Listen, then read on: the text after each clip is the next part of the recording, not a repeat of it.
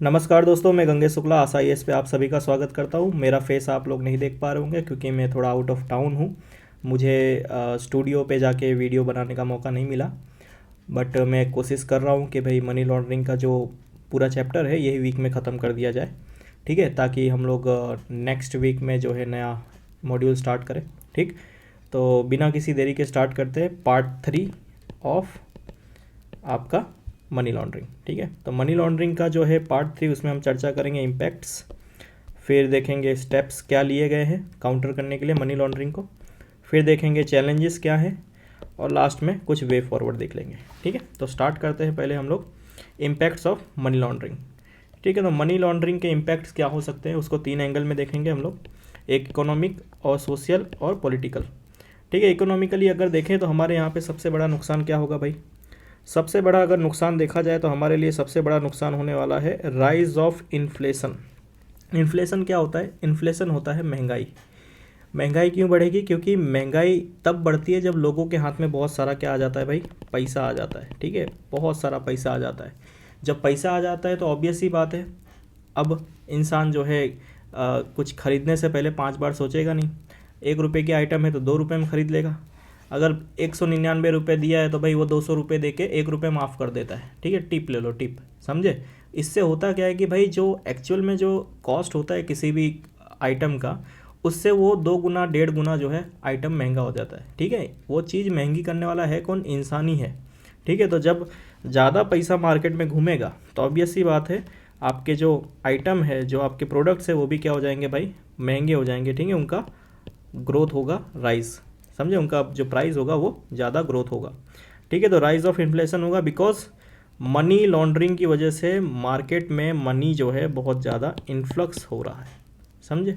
Second reason देखते हैं, tax losses. Obvious सी बात है, हमने देखा था भाई ब्लैक मनी के 2 प्रकार थे। एक तो टैक्स चोरी कर लो, दूसरा हम लोग जो है गन वगैरह बेच लो, ड्रग्स वगैरह बेच लो। ठीक है, उससे वगैरह जो भी उल्टे सीधे काम कर सकते हैं, काउंटरफिट करेंसी वगैरह, तो इन सब से पैसा कमाया जाता है। बट इसको हम लोग बोलते थे डर्टी मनी। और जो टैक्स चोरी करके पैसा आ रहा था ये तो ब्लैक मनी था ही, समझे? तो भाई टैक्स का लॉसेस होने वाला है, ऑब्वियस सी बात है। फिर डिस्टर्ब द एफडीआई।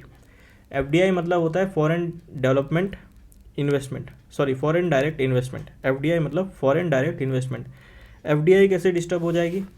क्योंकि एफडीआई का कहना ये है कि भाई एफडीआई किसी भी देश में तब आती है जब वो देश का एनवायरनमेंट क्या होता है, थोड़ा सा साफ सुथरा हो, समझे? वहाँ पे इकोनॉमिकली स्टेबिलिटी हो, थोड़ा सा वहाँ पे पॉलिटिकल स्टेबिलिटी हो। अब क्योंकि बहुत सारा मनी लॉन्ड्रिंग का पैसा आ रहा है तो क्या है ना, कि होता क्या है कि जो लेवल प्लेइंग फील्ड होती है ना, ये डिस्ट्रॉय हो जाती है।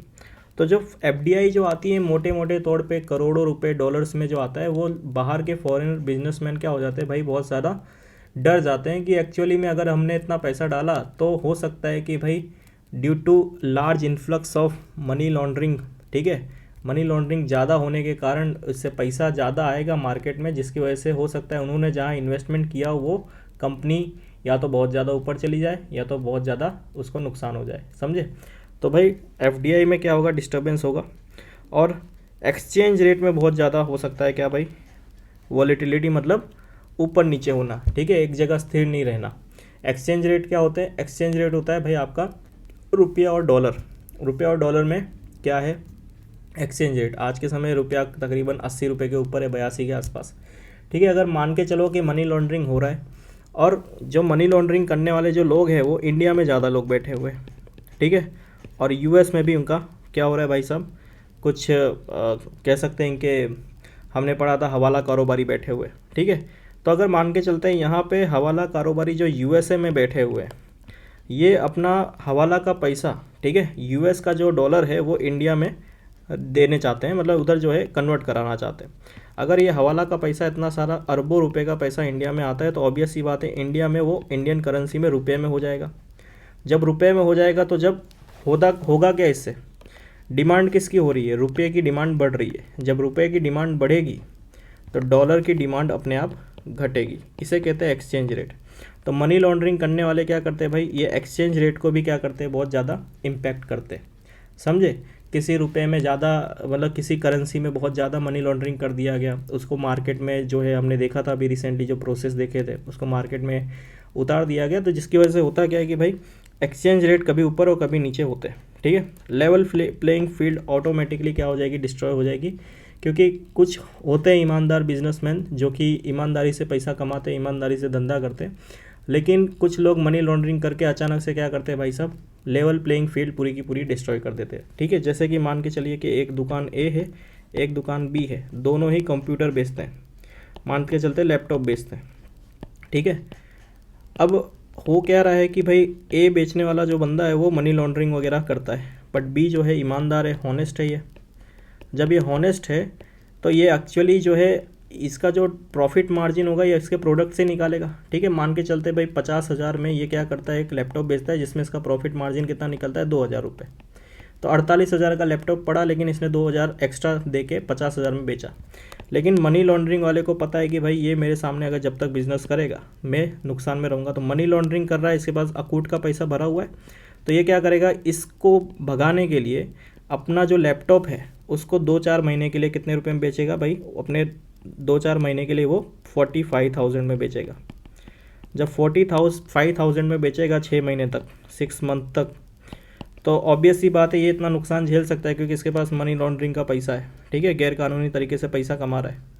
बट ये बंदा जो है इसको नहीं झेल पाएगा, समझे, और ये ऑटोमेटिकली बिजनेस से बाहर हो जाएगा, समझे, क्योंकि इतना बड़ा नुकसान ये हैंडल नहीं कर सकता। अगर ये भी 45 में बेचने लगा तो 3,000 का तो इसको भाई साहब नुकसान हो रहा है, समझे, तो ये मार्केट से निकल जाएगा। तो लेवल प्लेइंग फील्ड पूरी की पूरी गायब हो गई, समझे।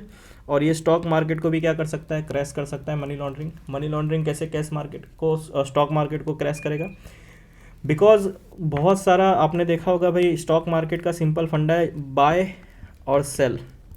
अगर जितना ज़्यादा ख़रीदा जाएगा कोई स्टॉक तो उसकी रेट जो है ऊपर जाएंगे, जितना ज़्यादा बेचा जाएगा उसके अपने आप जो है मार्केट में उसका वैल्यू नीचे जाएगा। अगर कोई मनी लॉन्ड्रिंग करने वाला ग्रुप अगर किसी प्रॉपर स्टॉक को टारगेट करता है और वो चाहता है कि रातों रात उसका जो है स्टॉक का प्राइस बढ़ा दिया जाए, तो क्या करेगा भाई, इतना सारा पैसा वो उस प्रॉपर स्टॉक में अचानक से बहुत सारे मल्टीपल रास्तों से क्या करेगा, इन्वेस्ट करेगा। जो 2 रुपये का, क्या कह सकते हैं कि भाई जो 20 रुपये का शेयर है वो अचानक से अगले दिन आपको 40 रुपये में भी दिख सकता है, ठीक है। इससे होगा क्या, बहुत सारे लोग जो है इंडिया में, आपको पता ही है, एक दिन में सब अमीर बनना चाहते हैं। उनको लगेगा यार 20 रुपये का शेयर अचानक से जो है अगले दिन 40 में हो गया, इसका मतलब हो सकता है ये अगले दिन भी जाके 80 में हो जाए, क्योंकि इसने 2 गुना रिटर्न दिया है। आज अगर 100 रुपये डाले होते तो ये आपको 200 रुपये अगले दिन दे रहा है, समझे, इतना रिटर्न कौन देगा। तो इंडिया की भोली भाली पब्लिक वो प्रॉपर शेयर मार्केट को जाके क्या करेगी, खरीदेगी, उस शेयर, प्रॉपर शेयर को, 40 वाले शेयर को खरीदेगी। लेकिन पता है आपको, मनी लॉन्ड्रिंग का जो पैसा इसमें डाला गया है, उन्होंने तो 20 रुपये में ही ख़रीदा था ना, समझे, उन्होंने तो 20 रुपये में ही ख़रीदा था, तो उनको तो प्रॉफिट है। वो लोग क्या करेंगे भाई, अचानक से इसको गिराना स्टार्ट कर देंगे, समझे। तो इससे होता क्या है कि स्टॉक मार्केट बहुत ज़्यादा क्रैश हो जाता है, ठीक है। वो लोग शॉर्ट सेलिंग करना स्टार्ट करते हैं। शॉर्ट सेलिंग एक अलग कॉन्सेप्ट है, ठीक है, उसको थोड़ा हम लोग बाद में डिटेल में कवर करेंगे। अब देखते हैं सोसाइटी पे क्या इम्पैक्ट होता है। सोसाइटी पे इम्पैक्ट होगा rise of inequality. Money laundering से आपको पता है भाई, अमीर अमीर बनता जाएगा, गरीब को क्या पैसा मिलने वाला है, ठीक है। तो इनइक्वालिटी जो है बहुत ज़्यादा बढ़ेगी, ठीक है। अमीर अमीर बनता रहेगा, गरीब गरीब बनता रहेगा, समझे। और डिग्रेड द मोरल्स जो है डिग्रेड हो जाते हैं, क्योंकि बहुत सारे ऐसे बिजनेसमैन हैं जो कि मतलब ईमानदारी से धंधा कर रहे हैं और उनके सामने जो कंपटीशन करने आता है वो अगर ऐसे अनएथिकल रास्ते अपना के अगर वो बिज़नेस कर रहा है, तो ऑब्वियस सी बात है सामने वाले को लगेगा कि भाई इससे हम लोग इतना मोरालिटी के साथ काम कर रहे हैं, इससे अच्छा हम भी यही करते हैं, ठीक है। और ये करता क्या है कि भाई सोसाइटी में एक सबसे ख़राब हरकत है ये, लेजिटिमाइज क्रिमिनल एक्टिविटीज़। किसी क्रिमिनल एक्टिविटी को सोसाइटी ही क्या कर देती है, लेजिटिमाइज कर देती है। इसका एग्जांपल के तौर पे अगर मैं बताऊँ तो रिलीजियस पर्सपेक्टिव भी हो सकता है, जैसे सती प्रथा। सती प्रथा जो थी बहुत गलत प्रथा थी, है ना भाई, जलती चिता में किसी लड़की को जला देना, सिंपल, ये तो बहुत ख़राब है। बट स्टिल सोसाइटी उसे एक्सेप्ट कर रही है, सोसाइटी उसे मान रही है कि भाई ऑब्वियस सी बात है, कोई बात नहीं, टेंशन नहीं है, वो तो उसका पति था इसलिए उसको जो है उसके ऊपर चिता के ऊपर जाके जलना ही पड़ेगा, सती प्रथा, ठीक है। जब सोसाइटी ही किसी इल्लीगल एक्टिविटी को लेजिटिमाइज कर देती है तो वहाँ से उसको इल्लीगल करना बहुत ज़्यादा मुश्किल हो जाता है सरकार के लिए। तो लेजिटिमाइज कर देना मतलब बहुत ज़्यादा डिफ़िकल्ट हो जाता है, क्योंकि जब मनी लॉन्ड्रिंग अगर इंसान करने लगा और सबको लगता है कि हाँ, समाज के लोगों को लगने लगा कि मनी लॉन्ड्रिंग जो है बहुत अच्छा रास्ता है, पैसे कमाने का, क्योंकि पैसा कमाने से ही जो है मतलब आज के जनरेशन में देखा जाता है कि पैसा कमाना ही सबसे बड़ा अचीवमेंट है। तो मनी लॉन्ड्रिंग अगर उसका एक ज़रिया है और सोसाइटी ने एक्सेप्ट कर लिया कि यह ज़रिया जो भी है भले गलत हो या सही हो, बट हमको तो अच्छा लग रहा है क्योंकि पैसा मिल रहा है। सरकार कौन सा हमको हमारी जेब में जो है मतलब 15 लाख रुपए भेज रही है भाई साहब, समझे?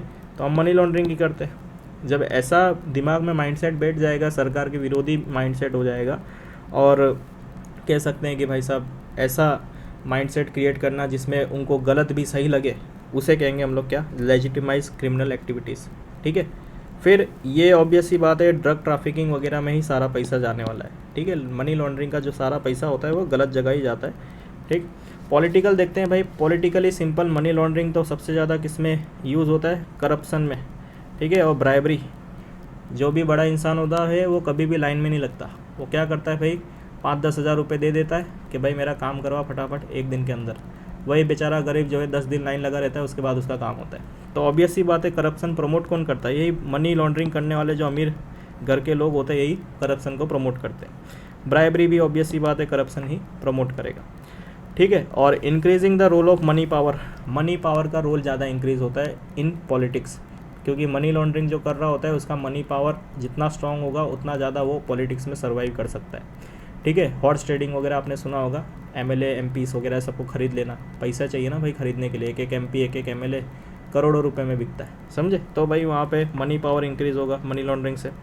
और क्रिमिनलाइजेशन ऑफ पॉलिटिक्स तो होना ही है, बिकॉज मनी लॉन्ड्रिंग का जो पैसा गलत रास्ते से आया है तो ऑब्वियस सी बात है गलत रास्ते में ही जाएगा। ठीक है, तो पॉलिटिशियंस इसको जो है ज़्यादा यूज़ करते हैं। और रेडिकल ग्रुप्स को फंडिंग देना, रेडिकल ग्रुप्स मतलब ऐसे ग्रुप जो कि दंगे वगैरह करवाने में यूज़फुल होते हैं। पॉलिटिकल जो जितने भी पार्टीज़ हैं, मेजॉरिटी देखो उनका जो कारोबार है वो सब ये दंगे वगैरह ये सब करवाने से ही होता है, क्योंकि वोट बैंक्स वगैरह वहीं से छुपे हुए हैं। कहीं दंगा होगा तो एक को नुकसान होगा, एक को फ़ायदा होगा। जिसको फ़ायदा होगा वो वोट बैंक किसी का बनेगा, जिसको नुकसान होगा वो भी किसी ना किसी का वोट बैंक बनेगा। जब सभी के सब खुश हैं तो भी इनको जो है मतलब किसी तीसरे की ज़रूरत क्या है, मतलब तीसरा मतलब कौन, पॉलिटिकल पार्टी, समझे? जब दो समुदाय खुश हैं, अपना काम चल रहा है, तो ऑब्वियस सी बात है उनको तीसरा याद नहीं आएगा। लेकिन तीसरा तब याद आता है जब उन दोनों के बीच में कलेश होता है, उन दोनों के बीच में जो है कोई हिंसा करवाई जाती है, तो वो किसी ना किसी तीसरे बंदे को ढूंढते कि हमारा सपोर्टर कौन है, तो वो कोई पॉलिटिकल पार्टी बन के निकलती है, समझे? तो जब तक ज़रूरत नहीं दिखाओगे ऑब्वियस सी बात है आपको कोई पूछेगा नहीं। तो ज़रूरत दिखता है कब, जब इंसान मुसीबत में होता है, तब वहीं से बनता है वोट बैंक पॉलिटिक्स। ठीक है, और इससे होता क्या है भाई, मनी लॉन्ड्रिंग भी क्या कर सकता है, इंस्टेबिलिटी क्रिएट कर सकता है पॉलिटिक्स में, जैसे कि हॉर्स ट्रेडिंग करना, सरकार गिरा देना, समझे? उस सब में पैसा चाहिए।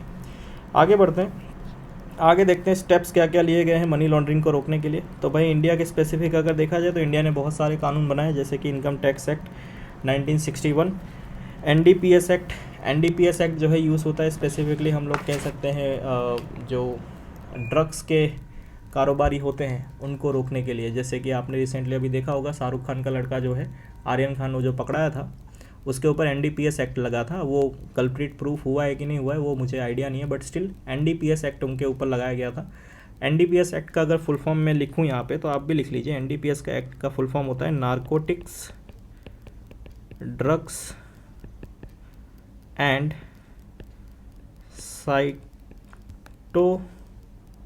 साइटोट्रॉपिक सब्सटेंस एक्ट। ठीक है, narcotic drugs and psychotropic substance act. Psychotropic substance वो होते हैं जो कि सेहत के लिए बहुत ज़्यादा हानिकारक हो।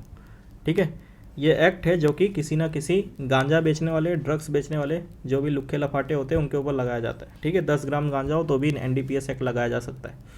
ठीक है, तो ये रोकने के लिए किया गया है, क्योंकि एनडीपीएस एक्ट इसलिए लगाया क्योंकि ब्लैक मनी का जो सोर्स है भाई ड्रग्स बेच के सबसे ज़्यादा देखा जाता है। ठीक है, ब्लैक मनी आएगा तो ऑब्वियस सी बात है मनी लॉन्ड्रिंग होना ही है। ठीक, फिर बेनामी ट्रांजैक्शन एक्ट, इसमें भी मनी लॉन्ड्रिंग का बहुत ज़्यादा पैसा यूज़ होता है। फेमा एक्ट, फेमा का फुल फॉर्म है फॉरेन एक्सचेंज मैनेजमेंट एक्ट। जैसा हमने देखा कि एक्सचेंज जो होते हैं डॉलर और रुपए में, ठीक है, मनी लॉन्ड्रिंग में उसकी वजह से असर होता है, तो उसकी वजह से भी हमने क्या किया भाई, फेमा एक्ट उसमें यूज़ करते हैं। ये सबसे इंपॉर्टेंट एक्ट है आपके लिए, पीएमएलए एक्ट 2002। ठीक है, इसका फुल फॉर्म है prevention of money laundering act. ठीक है, पीएमएलए एक्ट मतलब prevention of money laundering act 2002 किसी के वहाँ पे भी अगर आपको ईडी की रेट दिखती है, ईडी मतलब एनफोर्समेंट डायरेक्टरेट, ठीक है, एनफोर्समेंट डायरेक्टरेट की अगर रेट आपको दिख रही है कि उसके वहाँ पे एनफोर्समेंट ईडी की रेट पड़ी है, तो इसका मतलब है उसके वहाँ पे ज़रूर कोई ना कोई मनी लॉन्ड्रिंग का इशू है, क्योंकि ईडी की रेट तभी पड़ती है जब जिस बंदे पे पीएमएलए एक्ट लगाया जाता है, समझे, मनी लॉन्ड्रिंग वगैरह होता है उसके वहाँ पे कोई शक होता है तो ही लगाया जाता है पीएमएलए एक्ट, और वहाँ पे ईडी पहुँचती है, ठीक है। फिर हमने फाइनेंशियल इंटेलिजेंस यूनिट बनाया जो कि आई थिंक आपके फाइनेंस मिनिस्ट्री में ही होगा, ठीक है, ताकि वो ये मनी लॉन्ड्रिंग के प्रोसेस जैसे हवाला कारोबार वगैरह जो हो रहा है, हवाला ट्रांजेक्शन, उसको ट्रेस कर सके। फिर हमने केवाईसी नॉर्म्स लगाए हैं हर एक बैंक में, ताकि केवाईसी अगर होगा तो हमें पता तो चले कि कौन से अकाउंट में कितने पैसे जा रहे हैं। अगर आपको याद हो लेयरिंग, ठीक है, लेयरिंग हमने देखा था, 1000 एम्प्लॉयज़ थे, उनके 1000 जो है कह सकते हैं भाई फेक बैंक अकाउंट्स थे, ठीक है, कहाँ पे, सिंगापुर में, कालिन भैया अपना ब्लैक का वाइट कर रहे थे, ठीक है। तो यहाँ पे अगर हमारे इंडिया में ये चीज़ ना हो, इसलिए हम लोग ने क्या किया, ये फेक बैंक अकाउंट ना बने, इसलिए हमने केवाईसी लगा दिया है। केवाईसी लगाने का फ़ायदा क्या है कि भाई फेक बैंक अकाउंट नहीं बन सकते, जिससे आपका मनी लॉन्ड्रिंग होना पॉसिबल नहीं है। फिर हमने हर एक बैंक में कंप्लायंस ऑफिसर लगा दिया है, ताकि कोई भी मनी लॉन्ड्रिंग की अगर कंप्लेन आती है तो वो कंप्लायंस ऑफिसर को सीधा हम लोग कॉन्टेक्ट कर सकें। ग्लोबली अगर एफर्ट्स देखे जाए, हम लोग ने ग्लोबली कौन से एफर्ट्स लिए हैं, तो यूनाइटेड नेशन ने एक कन्वेंशन किया था, जिसमें कन्वेंशन का नाम था ट्रांसनेशनल ऑर्गेनाइज क्राइम, ठीक है। ऑर्गेनाइज क्राइम हमने ऑलरेडी कवर कर लिया है। ऑर्गेनाइज क्राइम से ही आपको जो है ब्लैक मनी या कह सकते हैं डर्टी मनी मिलता है, और डर्टी मनी से ही हम लोग क्या करते हैं भाई, मनी लॉन्ड्रिंग का प्रोसेस यूज़ करते हैं। अगर डर्टी मनी ही नहीं कमाओगे तो मनी लॉन्ड्रिंग करने की जरूरत ही क्या है, और डर्टी मनी आएगा कहाँ से, तो ऑर्गेनाइज क्राइम करने के बाद। तो ऑब्वियस सी बात है हमें ये एक कन्वेंशन साइन करना पड़ा होगा, ठीक है, करना पड़ा होगा नहीं, ऑब्वियस सी बात है यूनाइटेड नेशन ने किया होगा, ठीक है। और हमने FATF बनाया, फाइनेंशियल एक्शन टास्क फोर्स। ये काम क्या करता है भाई, ये भी जो है मनी लॉन्ड्रिंग को ट्रेस करता है। स्पेसिफिकली टेररिस्ट जो लोग होते हैं, टेररिस्ट ग्रुप, उनको जो है ये सब जो फंडिंग मिलता है मनी लॉन्ड्रिंग के थ्रू, उनको ये रोकता है। फिर हमने बेसिल स्टेटमेंट ऑफ प्रिंसिपल्स बनाए हुए हैं, जिसमें हमने बहुत सारे ऐसे प्रिंसिपल्स बनाए जो कि मनी लॉन्ड्रिंग से क्या करता है भाई, डील करता है। बेसिल जो है यहाँ पे आपको जो बेसिल स्टेटमेंट है, ये स्पेसिफिकली जितनी भी कंट्रीज़ की जो सेंट्रल बैंक्स है, वो सारी की सारी कंट्रीज़ की सेंट्रल बैंक ये बेसिल गाइडलाइंस को फॉलो करती है, ठीक है। जैसे हमारे यहाँ RBI है, वो भी बेसिल स्टेटमेंट, बेसिल गाइडलाइंस को फॉलो करेगी। जब आप इकोनॉमी पढ़ोगे तो उसमें आप देखोगे कि बेसिल गाइडलाइंस क्या होती है, ठीक है। फिर हमने देखा कि भाई ग्लोबली क्या एक एफर्ट किया गया है, तो United Nation global programme for combating money laundering, एक ग्लोबल प्रोग्राम चलाया जा रहा है, किसके द्वारा, आपके यूनाइटेड नेशन के द्वारा, मनी लॉन्ड्रिंग को दूर करने के लिए। फिर हमने इंटरनेशनल कोलैबोरेशन के ऊपर भी जोर दिया है, ठीक है, कि भाई आपस में देश एक दूसरे से कोलैबोरेशन करें। जैसे इंडिया जो है मॉरिशियस के साथ कोलैबोरेशन कर रहा है, मालदीव्स के साथ कोलैबोरेशन कर रहा है कि भाई आप क्या करिए भाई, बेस इरोजन जो प्रॉफिट शिफ्टिंग होता है, BEPS भी आप इकोनॉमिक्स में पढ़ोगे, BEPS base erosion profit shifting, मतलब जो प्रॉफिट शिफ्टिंग किया जाता है इंडिया से कहाँ की तरफ, इंडिया से मालदीव्स की तरफ, ठीक है, या फिर कह सकते हैं मॉरिशियस की तरफ। इन सब देशों के साथ इंडिया क्या करता है भाई, एक BAPS एग्रीमेंट साइन करता है, जिसमें ये इंडिया जो है इनको बोलता है कि अगर कोई भी फेक कंपनी इंडिया की हो, या फिर फेक बैंक अकाउंट इंडिया के नाम का हो, ठीक है, या फिर इंडिया से उसका ट्रांजैक्शन हो रहा है, तो उसको आपको क्या करना पड़ेगा, हमको बताना पड़ेगा। ताकि होगा क्या कि इंडिया को पता चले कि हमारा जो पैसा है वो आखिरकार कहाँ जा रहा है, और जो हमारे यहाँ पैसा आ रहा है वो आखिरकार कौन से कंपनियों से मतलब घूमता हुआ आ रहा है, ताकि हम लोग मनी लॉन्ड्रिंग को रोक सके, ठीक है। अब देखते हैं हम लोग चैलेंजेस क्या है भाई साहब। चैलेंजेस तो मेन चैलेंजेस है ग्रोथ ऑफ टेक्नोलॉजी। आज के समय मनी लॉन्ड्रिंग करना इतना आसान हो गया है बिकॉज ऑफ बिटकॉइंस कह लो, क्रिप्टो करेंसी कह लो, ठीक है, सब के सब क्या है भाई, आज के समय टेक्नोलॉजिकल एडवांसमेंट लेवल पे चल रही है। इवन अब तो NFT आ गया है। NFT मतलब नॉन फंजिबल टोकन। ये जो होता है भाई सिंपल, ये सब क्रिप्टो करेंसी पे चलता है, यहाँ पे पैसे का कोई लेना देना नहीं है, ठीक है। यहाँ पे सिंपल आपका सारा का सारा पैसा एक किसी इलेक्ट्रॉनिक वॉलेट में जमा है, और वो जो है वॉलेट, वो जो बिटकॉइन है, वो जो आपका इथेरियम है, जो क्रिप्टो करेंसी है, वो सबका सब सेंट्रल गवर्नमेंट से उनकी नज़रों से दूर है। आप मतलब बिना किसी बताए, किसी को बिना जान के हम क्या कर सकते हैं भाई साहब, अपने पैसे ब्लैक को वाइट कर सकते हैं। ठीक है, टैक्स 7 कंट्री में जहाँ पे आपको इंडिया से सिंगापुर में पहले पैसा भेजना पड़ा, सिंगापुर से फिर वापस इंडिया में किसी धंधे आपने जो खोला हुआ ज्वेलरी का धंधा खोला था उसके बैंक अकाउंट में लाना पड़ा। अब उसकी ज़रूरत नहीं है, सिंपल। अब आप क्या करो, इंडिया से अपना पैसा सिर्फ सिंगापुर भेजो। सिंगापुर में आपका एक कोई प्रॉपर खुद के ही नाम का आपका क्या होगा, एक क्रिप्टो करेंसी अकाउंट होगा, जहाँ पे आप 10-100 करोड़ रुपए के क्या खरीद लो भाई, अपने बिटकॉइन खरीद लो। समझे? अब ये आपने 100 करोड़ के बिटकॉइन खरीदा, अब ये कोई भी दुनिया की किसी भी सरकार को ये पता नहीं चलेगा। समझे? अब आपने ये क्रिप्टो करेंसी खरीद ली, अब कोई आपको पता नहीं लगा सकता।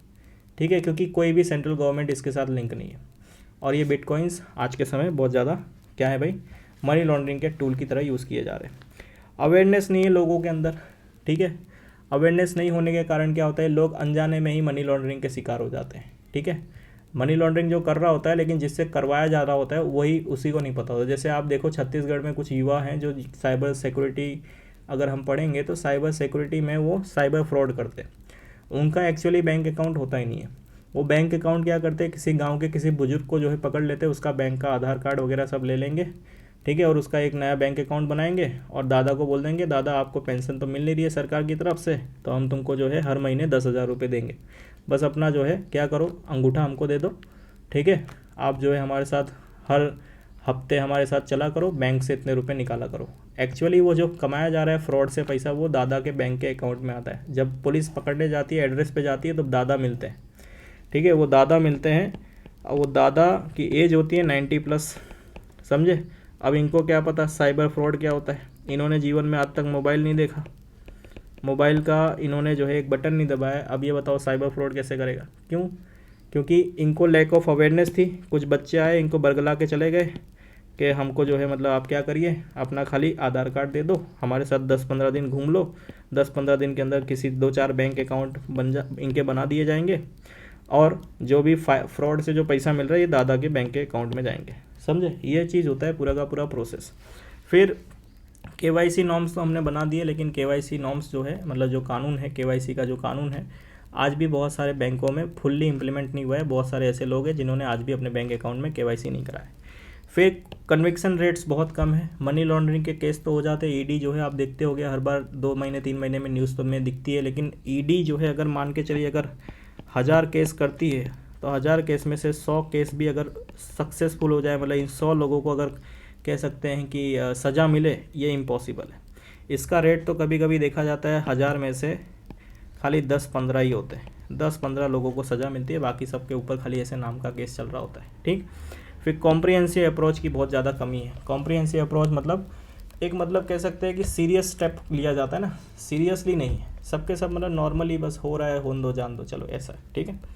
वे फॉरवर्ड में क्या किया जा सकता है भाई, अगर एग्जाम में आंसर आपको लिखना है वे फॉरवर्ड में कंक्लूजन में, तो आप लिख सकते हो कि हमें अवेयरनेस फैलानी चाहिए पब्लिक के बीच में, ताकि हमारे जो बुजुर्ग वगैरह जो है अनपढ़ बुजुर्ग हैं, कुछ महिलाएं हैं, ये सब इस चक्कर में ना फंसे। दूसरा, हमको पब्लिक को सेंसिटाइज करना चाहिए और गवर्नमेंट ऑफिशियल को भी सेंसिटाइज करना चाहिए, मतलब उनको थोड़ा सा एहसास दिलाना चाहिए। मनी लॉन्ड्रिंग एक बहुत बड़ा इशू है, इसके ऊपर ध्यान दीजिए।